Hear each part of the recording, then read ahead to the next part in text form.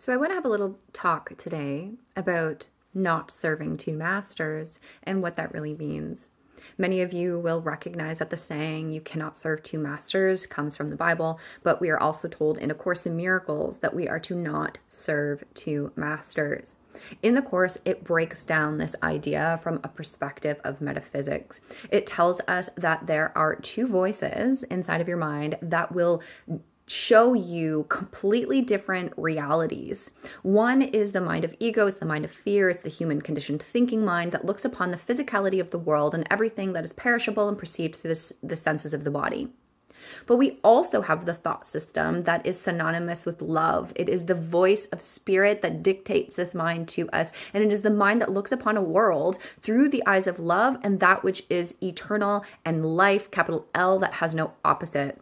So when we're in this world, we ultimately have a decision if we're going to listen to the thoughts that speak loud and first, that are going to look upon the world through the senses, or we are going to learn how to train ourselves to step out of that thinking mind, listen to the inner whispers of something that's deep within our hearts and souls, and allow ourselves to look upon through vision instead of physical sight, a world that is before us, that is the spiritual world that reflects the love, the heaven, the truth, capital T, reality that is beyond this world and yet in this world through us. And that ultimately is the vision of the kingdom come, the heaven on earth, the joy and the sense of purpose and peace and love that Jesus came to demonstrate 2,000 years ago as being real and being changeless and being for us all. So how do we get to this place of realizing that we have the possibility of serving two masters, and how is it that we can choose only one?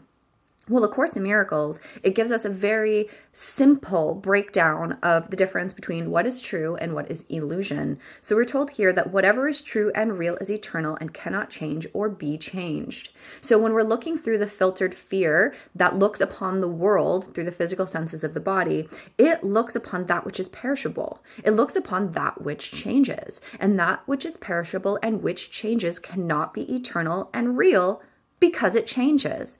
So only that which is true, capital T, is that which is eternal and does not change. So then that requires us to be like, okay, well, maybe I'm not seeing the world as it is, and I'm not seeing the world through the eyes of vision, because what I'm looking at changes, right? I have different moods, I have different likes, the seasons change, the weathers change, everything about these bodies change. So maybe there's another way to see. So the Course continues by saying, the soul is therefore unalterable because it is already perfect, but the mind can elect the level it chooses to serve. So this is saying that there is something in you, in us, that is eternal and does not change, and that is us as soul. And he's saying that the soul is unalterable because it's created by God. It's not created by man. And the soul really is one with our creator. It is one with the source of eternal life. And so when we learn to identify with the soul instead of the body that is seen through the eyes of the body, then we start to look on what is actually here, and we can start to train ourselves to see what the soul sees and to give what the soul gives and to love as the soul loves. And that's why it says here that the mind can elect the level it chooses to serve. So either I'm just going to serve the world and the laws of the world and the ways of the world and the crazy effed upness of the world, or I'm going to serve the soul and I'm going to serve purpose and I'm going to be here for a greater reason. I'm going to be of service to humanity in the way that is written on my soul to do. So there's two ways of operating in the world. One that is based on the past and the ego, and one that is based on the present that extends to the future that comes from the soul.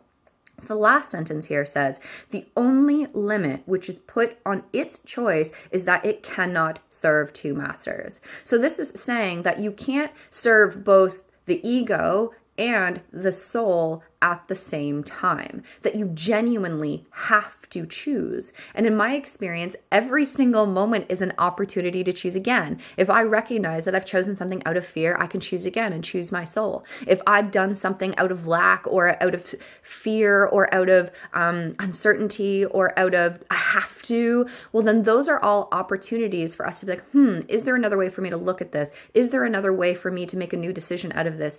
What would my soul want to have happen and to do here? So we start to step out of just doing things because that's how we've been taught to do things, where we now start to pause and be like, hey, there's higher authority here. I am a soul, not just this body. right? There is a love in me that does not change, that I can commune with and I can connect with.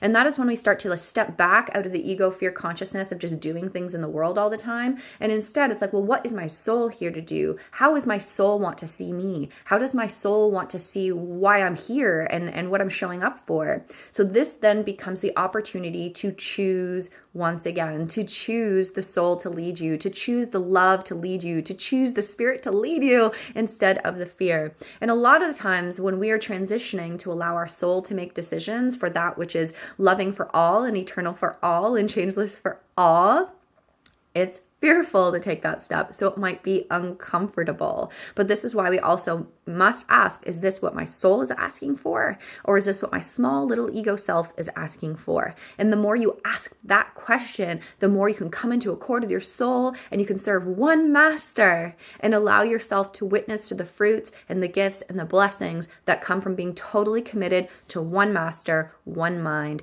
the soul, the source of love, which is you and can never not be you, because it is the eternal, changeless reality that God, our source of love, created you to be.